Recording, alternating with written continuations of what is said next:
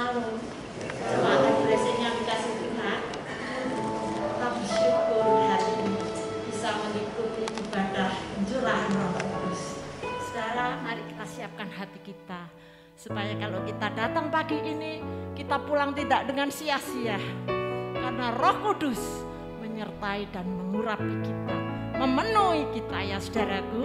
Mari saudaraku, kita akan memulai ibadah kita pagi hari ini. Kita akan menaikkan satu pujian.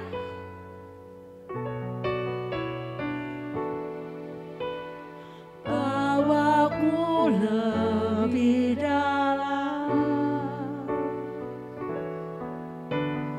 masuk dalam hadirat-Mu,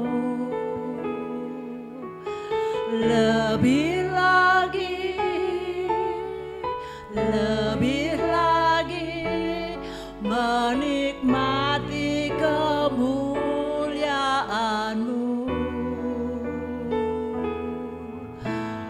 penuhiku Roh Kudus dengan kuasa urapan-Mu,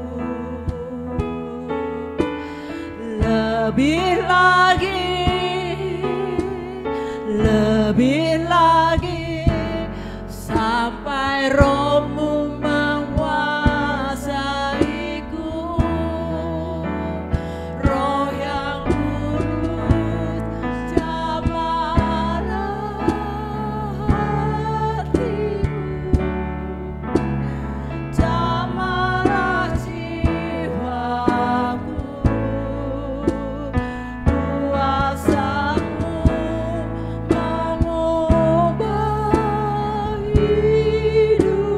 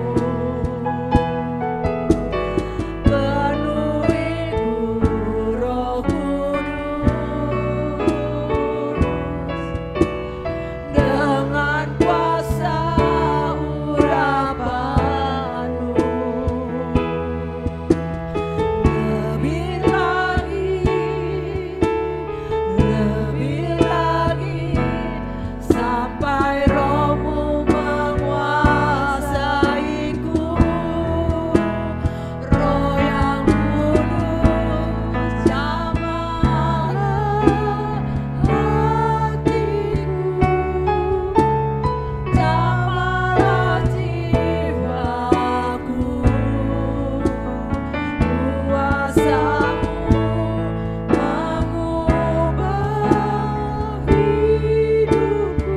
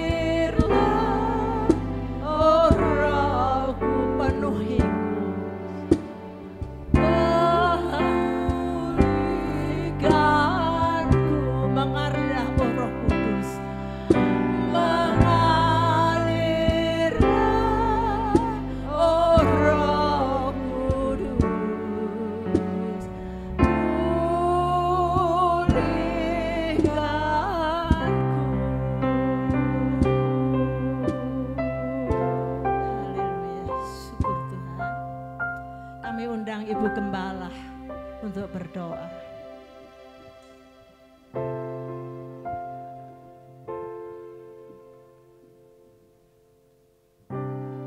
Hati kami limpah dengan syukur, Bapa yang baik.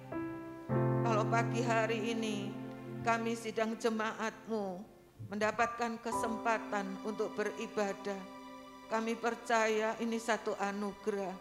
Dan kami semua datang karena kami mengasihi Engkau Tuhan. Karena tanpa Engkau kami enggak bisa berjalan sendiri. Terima kasih buat kekuatan dan kesehatan yang Kau limpahkan kepada kami sampai hari ini. Pagi hari ini biarlah kami beribadah, kami boleh menyenangkan hati-Mu Bapa. Karena ini kerinduan hati kami. Biarlah sampai pada akhirnya kami tetap setia kepadamu. Kami bersyukur Roh Kudus, Engkau yang memimpin kami untuk jalan menuju sempurna seperti Engkau Bapa, sempurna adanya. Beri kami kekuatan dan kemampuan untuk kami terus mengiring Engkau. Di dalam nama Tuhan Yesus, kami mengucap syukur dan kami mulai ibadah kami pagi hari ini. Amin.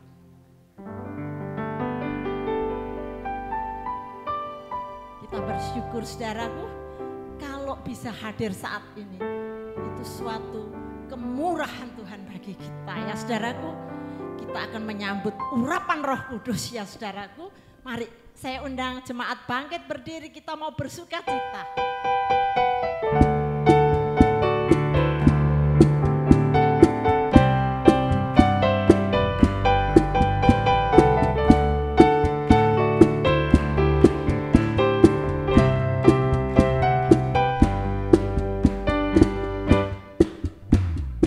Jalan bersama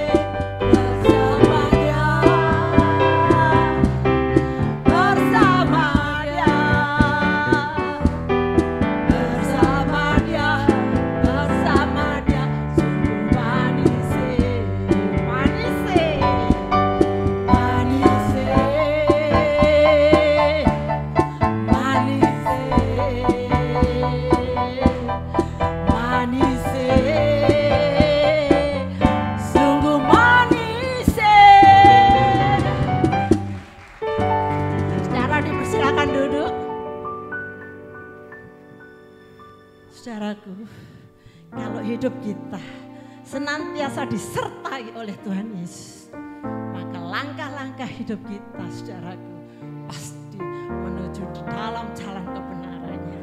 Saudara, mari kita akan menaikkan satu pujian lagi. Kita persiapkan hati kita untuk sebentar firman Tuhan boleh ditaburkan lewat hamba.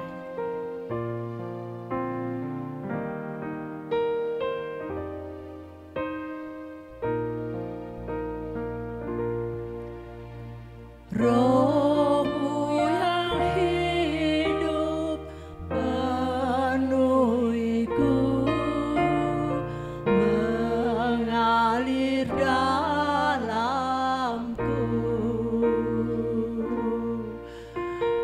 Jiwaku tenang bersamamu dalam naungan.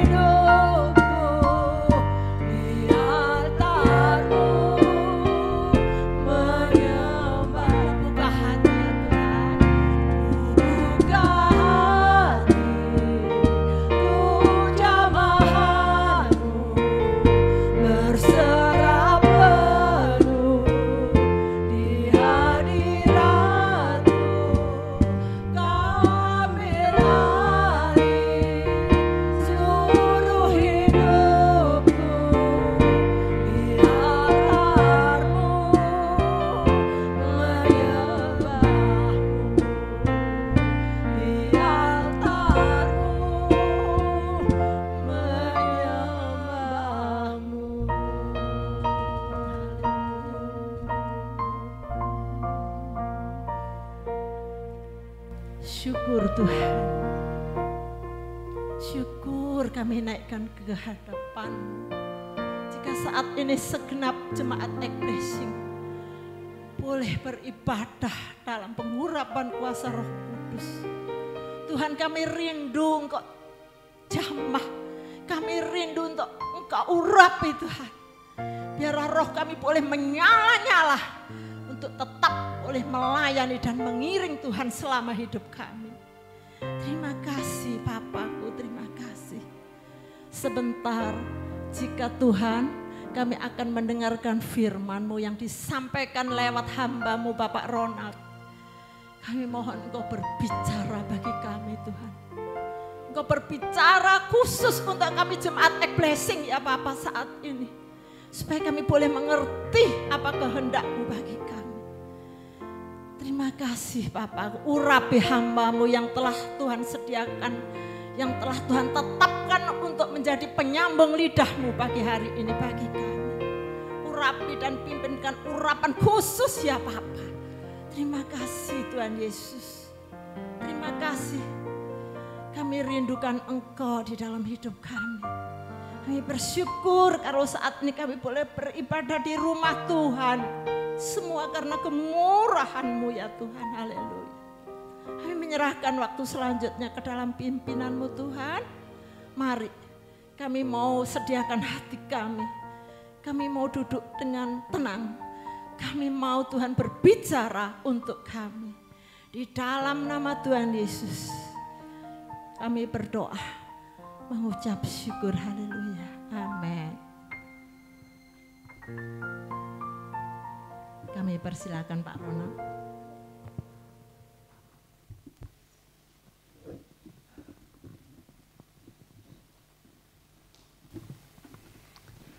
Shalom, selamat hari Pentakosta. Ini hari istimewa, rangkaian terakhir dari perayaan Paskah adalah hari pencurahan Roh Kudus. Ketika Tuhan Yesus meninggalkan kita lewat kenaikannya ke sorga, meninggalkan murid-murid maksudnya, maka hal yang paling penting yang dibutuhkan oleh para murid adalah Roh Kudus sebagai penolong. Pembacaan firman Tuhan pagi hari ini terambil dari Kisah Para Rasul 2 ayat 1 sampai 4. Kemudian nanti kita teruskan ayat 41 sampai 47. Sebenarnya semuanya harusnya dibaca, tetapi nanti terlalu panjang. Jadi saya baca hanya beberapa ayat ini.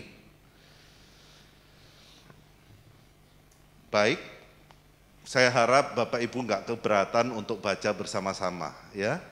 Kita baca bersama-sama ayat 1 sampai 4, lalu nanti kita lanjutkan ayat 41 sampai ayatnya yang ke-47.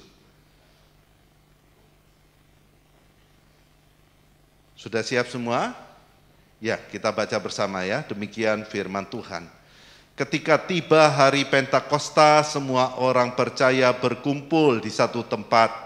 Tiba-tiba turunlah dari langit suatu bunyi seperti tiupan angin keras yang memenuhi seluruh rumah di mana mereka duduk. Dan tampaklah kepada mereka lidah-lidah seperti nyala api yang bertebaran dan hinggap pada mereka masing-masing. Maka penuhlah mereka dengan Roh Kudus. Lalu mereka mulai berkata-kata dalam bahasa-bahasa lain seperti yang diberikan oleh Roh itu kepada mereka untuk mengatakannya. Selanjutnya ayat 41 sampai 47. Orang-orang yang menerima perkataannya itu memberi diri dibaptis, dan pada hari itu jumlah mereka bertambah kira-kira 3.000 jiwa. Mereka bertekun dalam pengajaran rasul-rasul dan dalam persekutuan, dan mereka selalu berkumpul untuk memecahkan roti dan berdoa. Maka ketakutanlah mereka semua, sedang rasul-rasul itu mengadakan banyak mukjizat dan tanda. Dan semua orang yang telah menjadi percaya tetap bersatu, dan segala kepunyaan mereka adalah kepunyaan bersama. Dan selalu ada dari mereka yang menjual harta miliknya, lalu membagi-bagikannya kepada semua orang sesuai dengan keperluan masing-masing. Dengan bertekun dan dengan sehati mereka berkumpul tiap-tiap hari dalam bait Allah. Mereka memecahkan roti di rumah masing-masing secara bergilir dan makan bersama-sama dengan gembira dan dengan tulus hati, sambil memuji Allah, dan mereka disukai semua orang, dan tiap-tiap hari Tuhan menambah jumlah mereka dengan orang yang diselamatkan. Amin. Bapak Ibu yang dikasihi Tuhan, para murid dari Yesus sudah mengenal Yesus selama 3,5 tahun. Dan itu bukan cuma sekedar kenal. Kita bisa kenal orang untuk waktu yang sangat lama, tetapi kita nggak sungguh-sungguh kenal dia. Kita mungkin punya teman yang sudah puluhan tahun, tetapi kita nggak pernah tahu benar-benar siapa dia. Mereka tidak hanya kenal, mereka seperti halnya murid-murid dari seorang yang mengikuti seorang guru di masa itu. Mereka selalu mengikuti dia dalam setiap kesehariannya, kumpul dengan gurunya setiap hari. Mereka berjalan, mereka bergaul dengan Kristus, selalu, setiap hari. Jadi pengenalan mereka tentu jauh beda dengan orang yang sekadar kenal, atau hanya ketemu 1-2 kali seminggu, apalagi dengan yang sudah kenal lama tapi sebenarnya nggak pernah kumpul, nggak pernah ketemu gitu ya. Melalui pergaulan yang akrab dan intens itu, para murid sudah sering bahkan mungkin terbiasa melihat Yesus melakukan mukjizat. Mereka tahu Yesus itu penuh kuasa. Mereka tahu Yesus itu sangat berhikmat dalam pengajaran-pengajarannya. Tetapi ketika Yesus ditangkap menjelang penyaliban, mereka semua kabur. Mereka semua lari tunggang langgang, cari selamat masing-masing. Mengapa kok bisa demikian? Tahu Yesus punya kuasa? Tahu. Tahu Yesus berhikmat? Tahu. Tahu Yesus itu anak Allah? Tahu. Tetapi ketika Yesus ditangkap, padahal Yesus sudah ngomong kan, kalau dia nanti akan mengalami penderitaan, kalau dia nanti akan mengalami aniaya, bahkan mati, tapi dia akan bangkit pada hari yang ketiga. Semua Yesus sudah ngomong. Tapi ketika mereka mengalami itu, mereka lari. Kita kan jadi bisa bertanya, bukankah mereka bergaul dengan Tuhan Yesus tiap hari, lantas mengapa tampak sekali mereka tidak percaya akan kuasa dan otoritasnya? Ini hal yang sangat penting untuk mereka yakini sebenarnya. Karena apa? Karena mereka adalah murid-murid yang harus pergi mengabarkan Injil dan membawa orang-orang yang belum percaya kepada Yesus untuk dimuridkan. Jadi bagaimana mungkin jika sekadar mengaku sebagai orang yang kenal Yesus, seorang murid yang paling berani seperti Petrus saja ciut nyalinya, jadi bagaimana mereka mau ngabarkan Injil? Orang yang seberani Petrus saja ciut nyalinya dan menyangkali Yesus. Dengan begitu pengecut. Kalau mengabarkan Injil tentang Kristus yang sudah disalibkan waktu itu, gimana mereka mau mengabarkan Injil? Mereka sangat ketakutan. Mengabarkan Injil itu beresiko disalibkan sama seperti Yesus. Atau mungkin dibunuh dengan cara-cara keji yang lain. Karena apa? Karena ajaran Yesus dianggap bidat. Di masa itu semua yang bidat itu oleh orang Yahudi memang dihukum mati. Persis kelakuannya sama dengan ISIS. Ini hal yang wajar, bukan gak wajar. Ini memang mereka lakukan. Kita lihat di Perjanjian Lama, setiap orang yang dianggap melanggar Taurat, melanggar, dirajam batu, dihukum mati. Dengan kejam. Jadi itu hal yang biasa terjadi di tengah masyarakat Yahudi. Ancaman itu nyata. Kalau kita lihat apa yang terjadi pada Ahok dulu, itu masih nggak seberapa dengan ancaman yang diterima oleh para murid. Ahok masih ada hukum, meskipun hukumnya timpang, nggak adil. Tapi masih ada hukum. Masih ada presiden yang masih berusaha melindungi dia. Tapi orang Kristen adalah seperti orang yang dihadapkan pada pilihan setia pada Yesus dan menerima kematian atau menyangkali dia kembali jadi Yahudi. Itu bukan perkara gampang. Maka sangat jelas para murid ini membutuhkan seorang penolong. Dan penolongnya adalah penolong yang sifatnya ilahi. Itu sebabnya Allah Bapa dan Yesus Kristus mencurahkan Roh Kudus atas para murid dan semua orang percaya termasuk kita. Yaitu supaya kita boleh memiliki kasih yang sejati. Yaitu kasih agape kepada Allah. Yang tanpa takut, yang tanpa pamrih, ikut Allah.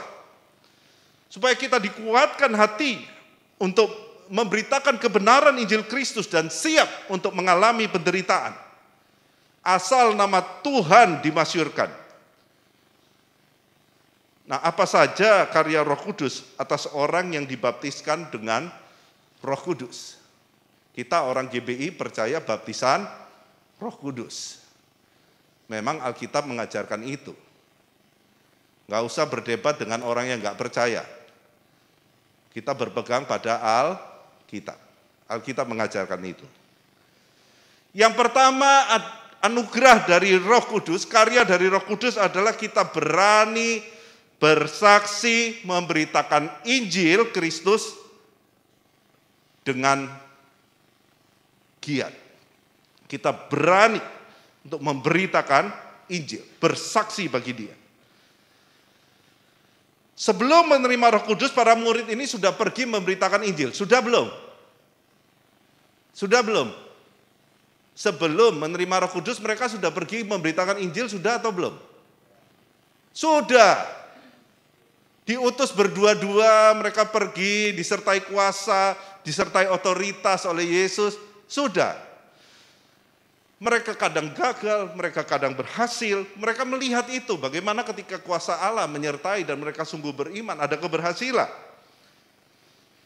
Mereka juga disertai kuasa dan otoritas untuk mengusir setan, menyembuhkan orang sakit dan berbagai kuasa mukjizat lainnya. Tapi ketika mereka melihat bagaimana sikap bermusuhan dan kebencian orang Yahudi terhadap Yesus jadi meluap, karena apa? Karena ada provokasi dari justru pemuka-pemuka agama. Mereka jadi ketakutan. Mereka melihat bagaimana kebencian orang Yahudi terhadap Yesus dan betapa kerasnya para pemuka agama serta rakyat menolak ajaran jalan Tuhan. Bahkan bagaimana mereka dengan sangat kejam menangkap, memukuli, menuntut hukuman mati atas Yesus.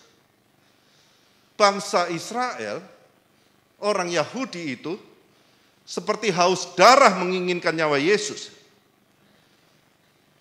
Dan ini membuat murid-murid itu sangat ketakutan.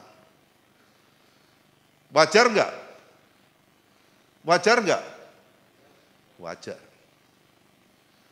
Sebagai manusia ini adalah sebuah kewajaran. Mereka ini lantas semuanya, bukan cuma sedikit, bukan hanya 1-2 orang, bukan hanya sebagian besar, tapi semua seolah kehilangan iman percayanya kepada Kristus. Teror dan intimidasi yang begitu kuat terhadap ajaran jalan Tuhan dari orang Yahudi yang menuduh mereka sebagai kelompok bidat. Kelompok bidat ini kalau menurut orang Yahudi, keberadaan mereka akan membuat Yahweh, satu-satunya Allah yang hidup itu, akan murka sama orang Yahudi. Akan murka sama bangsa Israel. Kalau ada ajaran bidat, nggak cuma orang bidat itu yang akan dihukum, dimurkai Allah. Tapi seluruh bangsa akan menerima akibatnya. Itu sebabnya orang ini harus dibunuh. Supaya Tuhan senang. Jadi perhatikan, orang ini harus dibunuh supaya Tuhan senang. Ini satu paradigma, satu pola pikir orang Yahudi yang percaya pada Taurat dan harus dilaksanakan dengan keras. Jadi kekristenan ini memang anomali. Di tengah budaya yang mengenalkan kekerasan terhadap orang-orang yang dianggap sesat, dianggap nggak benar, kekristenan, Yesus mengajarkan kasih. Bagaimana dengan kelompok yang lain? Bagaimana dengan agama-agama yang lain? Sama saja. Mereka mengajarkan semua pengajaran yang sifatnya bidat, sesat, harus dibasmi. Yang nggak sesuai sama ajaran mereka, sikat. Nggak ada kasih buat mereka. Jiwa ini perlu nggak ada di dalam kekristenan. Pokoknya nggak sama-sama kita sikat. Kita perlu renungkan kembali. Apakah kita sama dengan dunia ini? Ataukah kita penuh kasih seperti Yesus? Mengikut Kristus adalah jalan yang berbeda. Mengasihi orang-orang yang berbeda dengan kita. Amin. Mengasihi orang-orang yang membenci kita. Mengasihi orang-orang yang memusuhi kita. Gampang? Enggak gampang. Tapi itu harus. Permusuhan yang ditunjukkan sangat besar, terasa begitu mengancam keberadaan semua orang percaya kepada Yesus. Kelihatan sekali bagaimana ini merupakan ancaman terhadap nyawa para murid dan semua orang yang mengikut dia. Maka mereka kemudian bersembunyi dan berusaha menemukan keamanan di dalam kesunyian. Itu mungkin akan kelihatan mirip dengan kondisi kita hari-hari ini kan. Oh, orang Surabaya, arek Surabaya wani Pak. Orang Indonesia enggak cuma orang Surabaya, wani kabeh sama COVID, iya kan? Enggak ada takutnya. Berani. Sebetulnya kalau enggak dilarang pemerintah, orang India kalah wani lah sama orang Indonesia ini. Bener. Nekat, bongol, mokong, dablek, ada semua. Itu bisa jadi orang India aja lebih ngeri lihat kita ya kalau dibebasin. Wong sudah dibilang nggak boleh mudik aja cari jalan tikus kok. Nggak ada jalan tikus cari jalan kecoa. Pokoknya bisa pulang. Nggak peduli. Ya. Memang itu kelakuan kita, tapi kita lihat ketika ini, ya kita lihat bagaimana beberapa negara lockdown lagi, karena apa? Virusnya makin ganas. Tapi jangan takut, amin. Kita hati-hati, kita waspada, nggak usah takut. Nggak takut. Tapi ojo wani yang namanya bongol itu ya. Nekat wis, pokoknya arek Surabaya nekat ya. Tapi kita enggak, amin. Nah ketika Roh Kudus dicurahkan, berupa lidah-lidah api ke atas para rasul dan seluruh pengikut Kristus pada hari Pentakosta yang kita peringati hari ini, secara tiba-tiba mereka berkata-kata dalam berbagai bahasa. Ini bukan glosolalia, bukan. Berbagai bahasa itu senolalia. Mereka enggak bicara dengan bahasa roh yang biasanya kita dengar. Enggak sama. Mereka enggak ngomong kata-kata, enggak. Mereka ngomong dalam berbagai bahasa yang dimengerti oleh orang lain. Jadi ini bukan glosolalia, ini senolalia. Ketika pencurahan Roh Kudus disampaikan, manusia diberi hikmat untuk mengabarkan Injil kepada segala bangsa. Itulah tanda yang pertama. Apakah itu harus berupa bahasa? Saya pikir tidak. Bisa jadi kita tiba-tiba diberi pencerahan, diberi pengertian oleh Roh Kudus untuk menjelaskan firman Tuhan kepada orang-orang yang belum percaya. Jadi yang dianugerahkan pertama adalah hikmat. Mereka berkata-kata, orang-orang sederhana tiba-tiba berkata-kata dalam bahasa yang mereka sendiri awalnya nggak ngerti. Kemudian orang kurang pendidikan, orang Galilea ini. Kan mereka tanya gitu, bukankah mereka orang Galilea? Bagaimana orang Galilea bisa secerdas ini? Bisa ngerti banyak bahasa, menjelaskan firman Tuhan, memuji, bicara tentang pekerjaan-pekerjaan Allah yang besar. Dengan sangat berani mereka memuliakan Allah di tengah banyak orang dari berbagai negara, ya, bangsanya kebanyakan orang Yahudi sendiri tentu, yang sedang bersama-sama berkumpul untuk merayakan hari raya hasil panen itu. Ya, Pentakosta itu hari raya hasil panen di masa itu.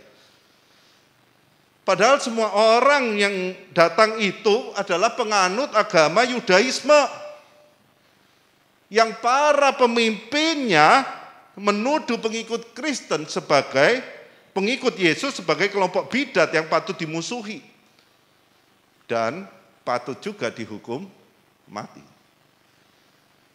Mereka berani keluar sekarang. Mereka berani bicara tentang Yesus sekarang. Mereka berani untuk berkhotbah. Ya, kemudian kita tahu Petrus maju ke depan. Petrus yang pernah menyangkali Yesus dengan sangat pengecut. Dan pada akhirnya secara jujur mengakui waktu Yesus tanya, apakah engkau agapasme, apakah engkau mengasihi aku dengan kasih agape? Lebih dari mereka semua ini. Kemudian dia jawab apa? Benar Tuhan, engkau tahu aku filei, aku nggak bisa agape. Aku filei Tuhan. Aku mengasihimu dengan kasih persaudaraan, bukan dengan kasih agape. Yesus tanya 2 kali, agapasme, Simon, Iona, agapasme. Dia jawab apa? Kurie, Tuhan, kau tahu, aku filei. Di sini Simon ngaku bahwa dia nggak mengasihi Yesus lebih dari murid-murid yang lain. Aku terbatas.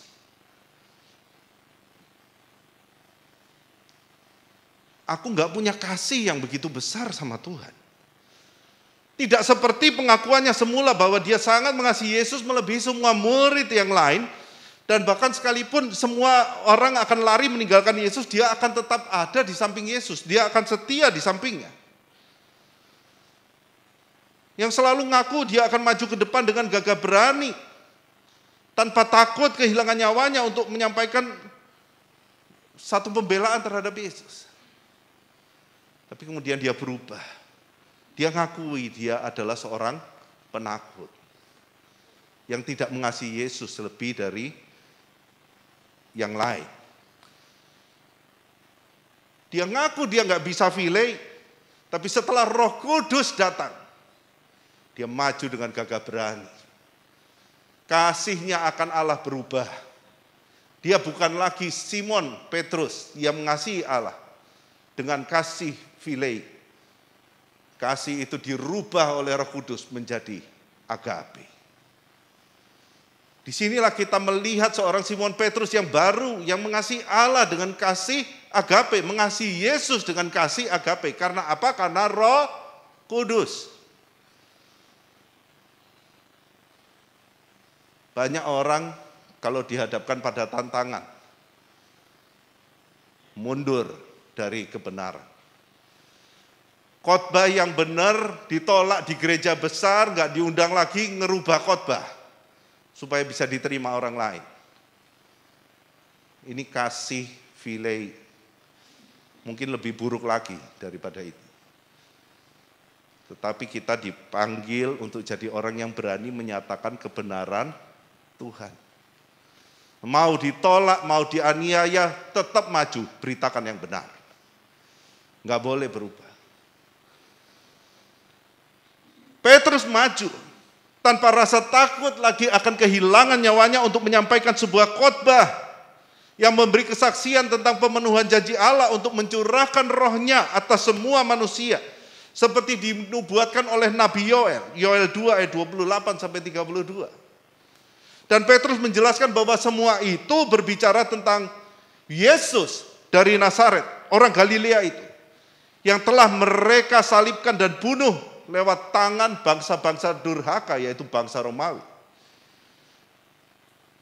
Tetapi Allah membangkitkan Yesus yang adalah Mesias. Dan semua murid adalah saksi atas hal itu. Bahwa Yesus adalah Tuhan dan Kristus. Orang yang mendengar kesaksian dan khotbah Petrus kemudian menjadi sangat terharu. Ini kuasa siapa? Kuasa Roh Kudus. Menggerakkan hati orang yang nggak percaya. Orang-orang yang selama ini sudah berpikir bahwa mereka bidat. Dan kemudian orang-orang ini menjadi terharu, mereka bertobat dan memberi dirinya dibaptis dalam nama Yesus Kristus. Tapi kemudian orang wanes ngomong, lihat ini ayat ini, bahwa mereka dibaptis dalam nama Yesus, bukan dalam nama Allah Bapa, Putra, dan Roh Kudus. Ini pendapat yang sangat salah. Maksud dituliskannya mereka dibaptis dalam nama Yesus adalah mereka dibaptis bukan dengan cara Yohanes Pembaptis. Itu maksudnya. Tapi dibaptis dengan apa yang Yesus perintahkan dalam nama Yesus. Itu yang dikatakan. Jadi dibaptis dalam nama Allah Bapa, Putra, dan Roh Kudus. Baptisan harus begitu. Kita memang orang Kristen ini kadang-kadang karena kurang pengetahuan jadi sedikit kacau-kacau. Ada yang membaptis dalam nama Allah Bapa dan Putra dan Roh Kudus, yaitu dalam nama Yesus Kristus. Ini membaptis dengan cara yang salah. Allah Bapa itu namanya bukan Yesus Kristus. Allah Bapa itu lebih kita kenal waktu dia mengenalkan dirinya sebagai Yahweh. Yahweh itu apakah cuma Allah Bapa saja? Tidak. Itu nama pribadi Allah. Nama keseluruhan Allah. Yahweh menyangkut Allah Bapa, Putra, dan Roh Kudus. Jadi kalau sudah dalam nama Allah Bapa, Putra, dan Roh Kudus, sudah selesai, sudah semua. Jangan pakai lagi dalam nama Tuhan Yesus Kristus. Ngaco itu. Roh Kudus namanya bukan Yesus Kristus. Yesus itu nama manusianya. Yesus itu bukan nama Allah. Bingung kan? Wah, perlu penjelasan tentang Allah Tritunggal nanti. Yesus itu nama manusianya. Nama Allah Bapa, Putra, dan Roh Kudus itu Yahweh. Itu. Dan juga jangan ngomong dalam nama Allah Bapa dan Allah Putra dan Allah Roh Kudus. Allahnya jadi 3. Allah itu satu, amin. 3 pribadinya, tapi satu Allahnya, ekat. Bukan Allahnya orang Kristen ada 3, kalau Allah Bapa, Allah Putra, Allah Roh Kudus jadi Allahnya 3. Hari ini banyak yang kasih selamat hari Pentakosta. Kemudian ada roh kasih, ada roh kesetiaan, rohnya jadi banyak. Padahal Roh Kudus itu satu apa banyak? Satu. Ya, Roh Kudus itu satu. Sifat Roh Kudus ada 9. Ciri-cirinya ada 9. Jangan terus dibagi jadi rohnya masing-masing. Roh kasih, roh sukacita, roh damai sejahtera. Jadi rohnya banyak. Rohnya ada 9. Ya sudah, nanti sekolah teologi aja supaya ngerti ya. Kalau saya jelaskan terus nanti saya terpancing untuk menjelaskan ya. Nah, itu kemudian mereka percaya dan dibaptis ada sekitar 3.000 orang. Menerima karunia Roh Kudus. Dibaptis orang akan menerima karunia Roh Kudus. Ayat firman Tuhan yang bilang. Kalau orang dibaptis, dia bertobat dan dia akan menerima karunia Roh Kudus. Harus bahasa lidah? Apakah harus bahasa lidah? Di ayat Alkitab enggak ada. Kalau dibaptis, yang pasti akan menerima karunia Roh Kudus. Apa karunia Roh Kudus? Buah roh. Jelas. Boleh nggak dapat bahasa lidah? Ya boleh sekali. Saya berbahasa lidah kok. Oh, bahasa lidah itu dahsyat. Kalau lagi kepepet dan lagi susah, saya nggak tahu mau doa apa, saya bahasa lidah aja berserah sama Tuhan. Dan selalu jalan keluarnya istimewa. Apa yang kita nggak pernah pikir. Tapi bukan harus bisa bahasa lidah. Yang penting buah roh, ya. Yang kedua, mereka bertekun. Jadi ini karya Roh Kudus. Yang kedua adalah bertekun dalam pengajaran dan rukun dalam persekutuan. Dari peristiwa yang dituliskan Lukas kepada Theophilus ini, surat Kisah Para Rasul ini, kita mengetahui bagaimana karya Roh Kudus yang selanjutnya dalam hidup orang percaya, yaitu bagaimana mereka senantiasa lapar dan haus akan kebenaran firman Tuhan. Hal ini menyebabkan mereka sangat tekun mengikuti pengajaran yang disampaikan oleh para rasul. Rajin. Setiap kali ada pengajaran firman Tuhan, oh lapar dan haus. Mereka bukanlah orang-orang yang apatis kepada pengajaran. Enggak penting, yang penting masuk surga. Yang penting aku sudah terima Yesus. Gimana mau masuk surga kalau jalannya aja enggak tahu? Gimana masuk surga kalau nurut sama Allah saja tidak? Ya gimana mau nurut? Enggak ngerti kehendak Allah kok. Enggak mungkin. Itu kemustahilan. Belajar firman Tuhan dengan baik. Ya. Orang yang penuh Roh Kudus pasti selalu antusias, tekun mengikuti pengajaran yang disampaikan oleh hamba-hamba Tuhan yang benar. Di sini para rasul. Mereka bukanlah orang yang keras kepala seperti umumnya orang Yahudi yang belum menerima Roh Kudus. Orang kalau nggak mau belajar firman Tuhan, nggak lapar haus sama firman Tuhan, itu tandanya nggak ada Roh Kudus. Maaf saya bicara sedikit keras. Orang yang nggak suka baca firman Tuhan, orang yang nggak suka dengar pengajaran yang sehat, itu tidak punya Roh Kudus. Pasti.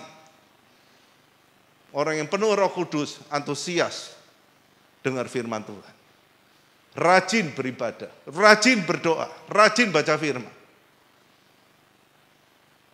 Karena Roh Kudus membuat kita, rohani kita lapar, ngerti waktunya makan, ngerti waktunya bertumbuh. Jadi hati mereka bagaikan tanah yang sudah dibajak dan siap menerima taburan benih firman Tuhan setiap waktu. Jadi demikianlah ya.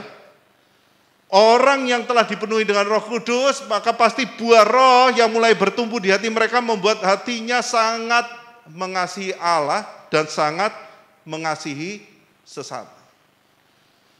Sukacitanya membuat mereka begitu antusias mendengar firman Tuhan. Kemudian mereka menjadi damai sejahtera karena mengerti akan kehendak Allah. Membuat mereka selalu merindukan pengajaran yang sehat dan membuat hati mereka semakin berlimpah dengan kesabaran antara satu dengan yang lain. Mereka menjadi murah hati. Mereka juga menjadi orang-orang yang penuh dengan perkataan dan perbuatan baik. Penuh dengan kebaikan. Bahkan di saat yang sukar, ketika orang-orang melakukan hal yang jahat, mereka tetap penuh dengan kebaikan. Mereka kemudian juga pasti setia kepada Tuhan, setia pada pasangannya, setia dengan saudara-saudara seiman. Semua perkataan dan sikapnya selalu lemah lembut seperti Yesus. Dan mereka memiliki penguasaan diri yang semakin kuat, serta dewasa untuk menjadi semakin serupa dengan Kristus. Semua ini tidak mungkin diperoleh jika tidak ada pengajaran firman Tuhan yang benar. Pengajaran-pengajaran teologi kemakmuran dan berbagai teologi-teologi yang ngaco itu membuat orang selalu berpusat pada dirinya sendiri. Pingin cepat kaya, pingin jadi orang sukses, jadi orang terkenal. Tuhan gak suruh kita semua itu. Amin. Tuhan suruh kita jadi berkat. Tuhan suruh kita dengan demikian menjadi saksi dan bawa banyak jiwa untuk datang kepada Dia. Kita harus berbuah-buah lebat untuk kemuliaan Tuhan. Bukan cari kemuliaan diri sendiri. Adanya buah roh sebagai wujud nyata dari dipenuhinya Para murid dengan Roh Kudus membuat para pengikut Kristus ini hidup dengan rukun dalam persekutuan. Mereka tidak lagi mementingkan diri sendiri seperti manusia duniawi yang tidak kenal Kristus dan belum dibaptiskan dengan Roh Kudus. Yang menjadi fokus hidup mereka serta semua keinginan hati mereka berpusat hanya kepada Allah. Yang mereka pikirkan adalah bagaimana menyenangkan hati Allah. Bagaimana agar berkenan kepada Dia. Ini yang selalu menjadi motivasi dari hati orang percaya. Bukan hal yang lain. Bukan kejar berkat. Bukan kejar-kejar kebahagiaan. Enggak. Dekat pada Allah pasti diberkati. Dekat pada Allah pasti bahagia. Dekat pada Allah pasti diberi kekuatan ketika menghadapi pencobaan. Enggak usah dikejar yang itu, kejarlah perkenanan Allah. Ini yang utama dalam hidup kita. Itu sebabnya para murid tidak mencari puji-pujian dari manusia, tidak berusaha supaya memperoleh kedudukan terhormat, mereka tidak gila jabatan, mereka tidak mencari keuntungan dan kekayaan. Mereka tidak merasa dirinya perlu menjadi orang penting. Enggak ada ambisi pribadi, semua hanya untuk kemuliaan Tuhan semata. Kalau semua anggota persekutuan seperti ini, kira-kira masih ada keributan dalam persekutuan enggak? Masih ada keributan dalam gereja apa enggak? Enggak ada. Tetapi sayangnya tidak semua anggota gereja adalah orang yang penuh Roh Kudus. Masih banyak orang yang mengaku percaya padahal hatinya masih berpusat pada dirinya sendiri. Itu sebabnya kita sangat perlu menerima baptisan Roh Kudus. Bersama Roh Kudus pasti ada kerukunan. Itu sebabnya para murid makin sukacita untuk berkumpul bersama, memecahkan roti dan dalam satu kebahagiaan dan berdoa dalam kesehatian. Orang kalau sehati berdoa, itu kuasanya dahsyat luar biasa. Tapi kalau orang berdoa dengan keinginannya sendiri, kalau keinginan itu sesuai kehendak Tuhan bisa terjadi. Kalau keinginan itu enggak sesuai kehendak Tuhan, jangan harap terjadi. Yang terakhir, kesehatian dan disukai banyak orang. Maaf kalau waktunya kelewatan, ya. Kuasa Allah yang menyertai para rasul membuat jemaat dapat melihat berbagai mukjizat dan tanda. Kita perlu berpikir bahwa bukan mukjizat dan tanda itu yang membuat semua orang percaya menjadi bersatu. Tetapi justru kesatuan hati dan kerukunan itu membuat Allah mengerjakan banyak mukjizat dan tanda ajaib di tengah-tengah mereka. Kasih Allah atas mereka yang hidup rukun bersama itu membuat orang-orang percaya menyaksikan banyak keajaiban dari Allah. Dan itu membuat mereka semakin kagum dan beriman kepada Allah. Inilah karya Roh Kudus yang luar biasa bagi jemaat Tuhan. Kesehatian. Dalam kesehatian itu mereka menjadi sangat suka berbagi. Mereka tidak lagi melihat apa yang dimiliki sebagai sesuatu yang menjadi hak pribadi dari mereka. Di sini orang percaya oleh karya Roh Kudus menjadi sadar bahwa kita semua memiliki tanggung jawab sosial terhadap saudara-saudara seiman yang hidup dalam kekurangan atau membutuhkan pertolongan. Dalam Taurat itu sudah diajarkan. Tapi orang Yahudi cuma sibuk memakai hukum Taurat untuk cari-cari kesalahan orang dan menghukum orang. Kenapa? Yang karena nggak ada Roh Kudus.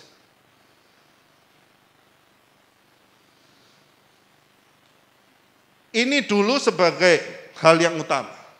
Ya, bantu, peduli sosial pada saudara-saudara seiman yang butuh pertolongan. Baru kemudian kepedulian sosial bagi orang lain di sekitar kita. Sifat suka berbagi karena kepedulian akan sesama saudara ini membawa kesukaan besar di tengah jemaat.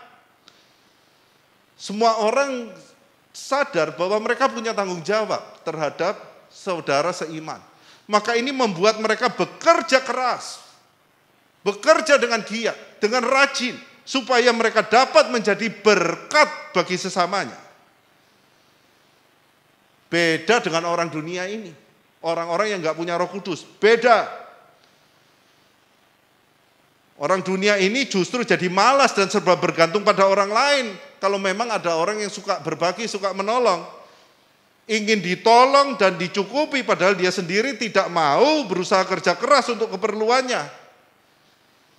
Kalau ada orang-orang yang negatif seperti ini, maka itu pasti bukan karya Roh Kudus. Mereka nggak punya Roh Kudus. Itu roh pemalas dari iblis yang menyusup ke dalam gereja.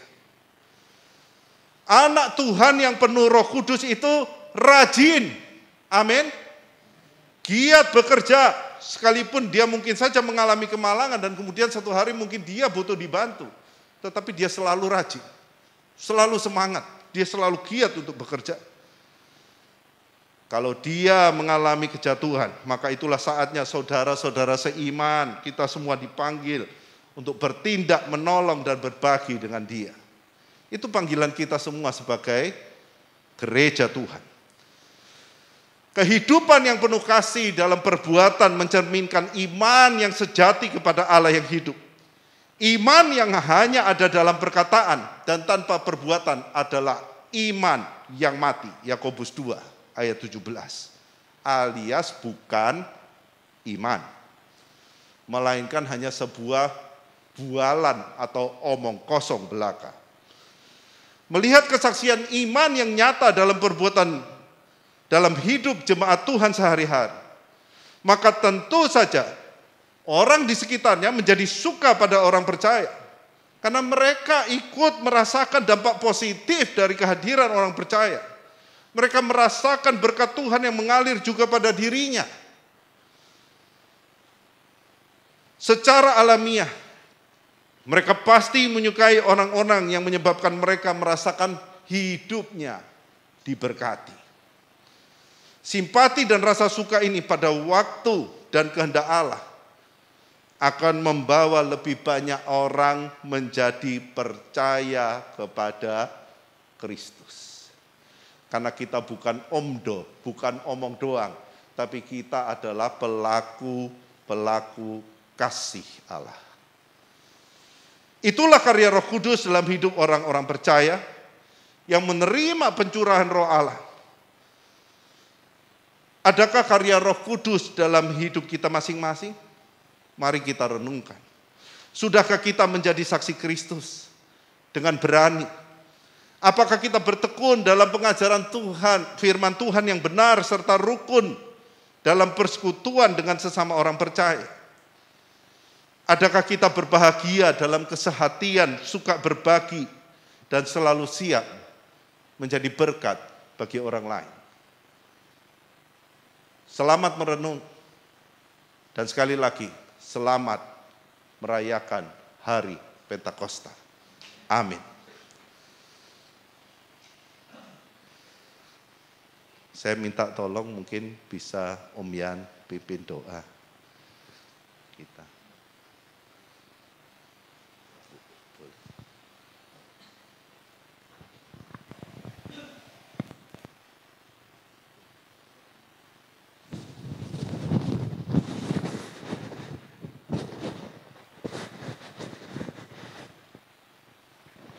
Mari sekalian kita berdiri sekali. Kita akan berdoa. Bapa, firman-Mu telah ditaburkan. Biarlah hati kami bagaikan tanah yang subur, menerima pengajaran tentang Roh Kudus ini dan melakukan dalam hidup kami. Pertolongan Roh Kudus itu luar biasa. Bukan hanya yang disebutkan oleh sebagai buah roh, tapi banyak pertolongan Tuhan melalui kuasa Roh Kudus bekerja dalam kita, itu menimbulkan sesuatu yang sangat luar biasa. Sebab itu biarlah hati kita rindu senantiasa menerima Roh Kudus, dipenuhi dan berjalan menurut Roh. Terima kasih Bapak, berkati hamba-Mu Pak Ronald yang telah menyampaikan firman-Mu, berkati Pak Ronald, berkati keluarganya, berkati pelayanannya. Terima kasih Bapak, terima kasih, terima kasih. Demikian juga Tuhan, biarlah setiap daripada kami ini keluar dan masuk dalam lindungan Tuhan. Terima kasih Bapak, semuanya dalam keadaan sehat, terpelihara, demikian juga keluarga. Terima kasih Tuhan, dan pekerjaan diberkati oleh Tuhan. Oh terima kasih Tuhan, terima kasih. Pelayanan diberkati dan diurapi oleh Tuhan. Terima kasih Tuhan, dan mari angkat tangan kita terima berkat-Nya. Tuhan, kami percaya Engkau sumber berkat yang senantiasa mau memberkati jemaat-Mu. Sebab itu Tuhan, kami mohonkan berkat daripada Engkau. Kiranya biarlah berkat daripada Allah turun atas kami. Demikian juga kasih karunia dalam Kristus Yesus senantiasa dapat kami nikmati dalam hidup ini. Dan pimpinan Roh Kudus yang menuntun langkah kami. Dan kami mau berjalan menurut Roh. Terima kasih Bapak. Sampai kedatangan Kristus yang kedua kali. Terima kasih Bapak. Terima kasih, dan biarlah Tuhan juga memberkati seluruh keluarga kami. Terpujilah nama-Mu Bapa, dalam nama Tuhan Yesus yang percaya sudah terima berkat-Nya, katakan amin. Haleluya.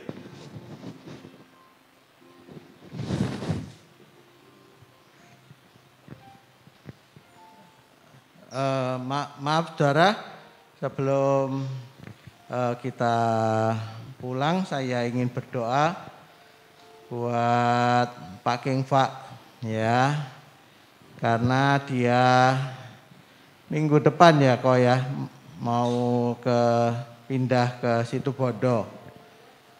Mana? Oh 26 ya, akan pindah ke Situbondo. Dia akan meninggalkan kita. Tuhan akan pakai dia suami istri ini di Situbondo ya. Setelah yang kedua, saya akan berdoa buat Simon. Kalau hari ini Simon akan dibaptis ya. Kita akan berdoa buat Simon supaya Allah Roh Kudus berkarya dalam hidup Simon. Ya, saya minta Koking Fa sama Cin Giok bisa maju ke depan ya. Simon juga bisa maju ke depan. Ya, silakan Simon. Simon yang akan dibaptis. Ya. Saya minta ya Om Yan berdoa sekali lagi buat mereka. Ini mereka akan pindah keluar dari Surabaya. Mereka Tuhan pakai di Situbondo. Simon akan dibaptis siang ini jam 11, nanti kita pinjam tempatnya Pak Sudi Dharma ya, kolam baptisnya di gerejanya Pak Sudi. Silakan Om Yan.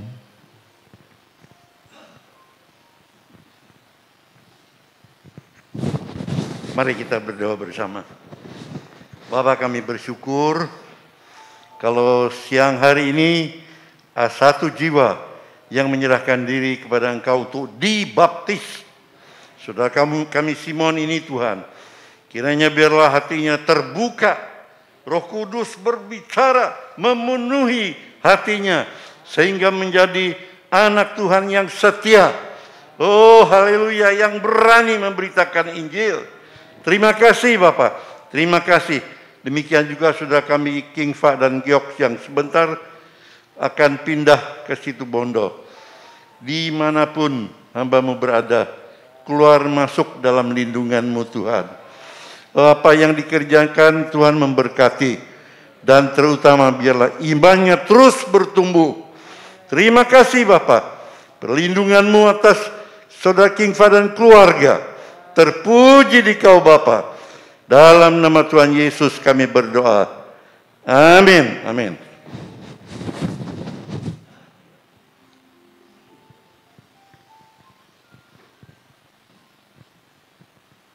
Ya, selamat pagi, selamat pulang, Tuhan Yesus memberkati. Saudara, dari bagian belakang dulu bisa meninggalkan tempat, kemudian depannya ya, selamat pulang, Tuhan Yesus memberkati.